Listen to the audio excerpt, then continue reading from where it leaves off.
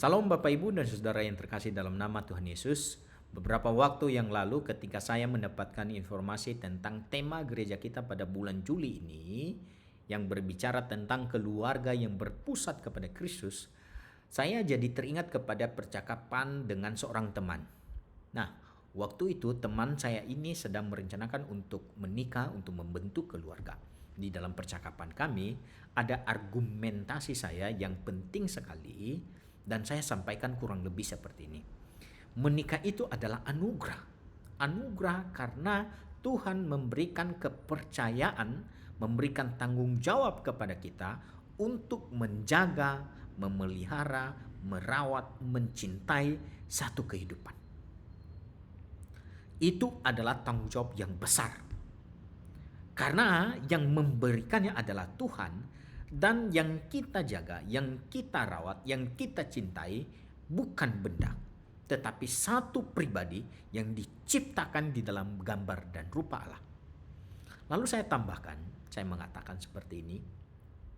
Nanti ketika Tuhan mengizinkan, memberikan kita anak, artinya Tuhan menambahkan satu tanggung jawab baru.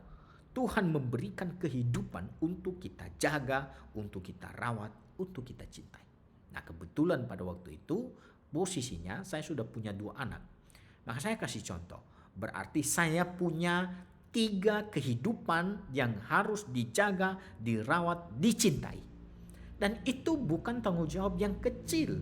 Itu adalah tanggung jawab yang besar. Tetapi muncul pertanyaan saya setelah saya teringat kepada kisah itu, siapa yang mesti bertakhta di dalam kehidupan keluarga yang sudah dibentuk itu? Nah, tema gereja kita jelas mengatakan seperti itu. Kristuslah yang harus menjadi pusat daripada keluarga kita. Kristuslah yang harus menjadi fokus keluarga kita. Kristuslah yang harus menjadi inti daripada keluarga kita. Kalau dunia mengatakan itu suami, dunia mengatakan itu istri, bahkan di dalam bentuk yang lebih menyedihkan lagi, dunia mengatakan yang menjadi fokus adalah anak.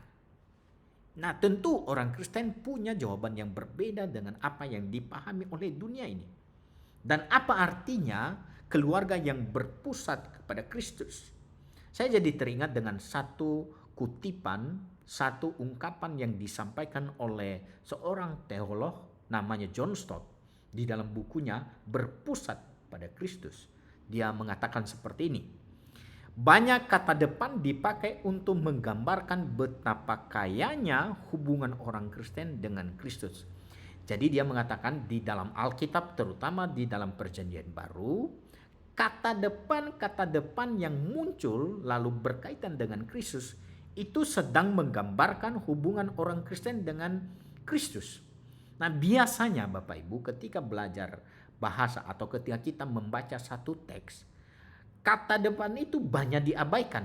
Tetapi John Stott mengatakan bahwa penting sekali untuk melihat hubungan kita dengan Kristus itu diungkapkan melalui kata depan. Lalu lanjutnya seperti ini. Kita menjalani hidup melalui Kristus, di atas Kristus, di dalam Kristus, di bawah Kristus, bersama Kristus, untuk Kristus, bagi Kristus, dan seperti Kristus. Jadi semuanya menggunakan kata depan. Harusnya keluarga Kristen seperti itu. Keluarga Kristen adalah keluarga yang dibangun melalui Kristus, di atas Kristus, di dalam Kristus, di bawah Kristus, bersama Kristus, untuk Kristus, bagi Kristus, dan seperti Kristus. Nah, ini penting sekali Bapak Ibu. Lalu dia mengatakan setiap kata depan mengindikasikan hubungan yang berbeda. Tetapi di dalam setiap hubungan, Kristus adalah pusatnya. Jadi waktu kita berbicara tentang apakah maksud daripada keluarga yang berpusat kepada Kristus, itu dengan kata lain, totally, secara keseluruhan, kehidupan keluarga itu harus dibangun di dalam Kristus. Bapak Ibu Saudara yang terkasih di dalam nama Tuhan Yesus, bagaimana kita mendaratkan konsep bahwa keluarga itu harus dibangun di dalam Kristus, harus berpusat kepada Kristus. Salah satu hal yang paling praktis yang bisa kita lakukan yaitu membangun mezbah keluarga. Sebenarnya itu adalah wajib kepada kita yang mengaku sebagai pengikut Kristus. Orang tua, papa mama perlu mendoakan anak-anaknya di dalam mezbah keluarga. Perlu ada sharing, ada devotion bersama. Entah itu dilakukan pagi hari, boleh malam hari, karena kadang-kadang kalau pagi buru-buru pergi kerja. Tetapi mezbah keluarga itu penting sekali untuk dijaga, untuk diadakan. Sesuatu yang wajib, sesuatu yang mengalir dari hubungan kita dengan Kristus sebenarnya. Sehingga keluarga kita menjadi jelas berpusat kepada siapa. Kalau mezbah keluarga tidak pernah kita usahakan untuk kita bangun, lalu menjadi pertanyaan, siapakah yang bertakhta di dalam keluarga kita?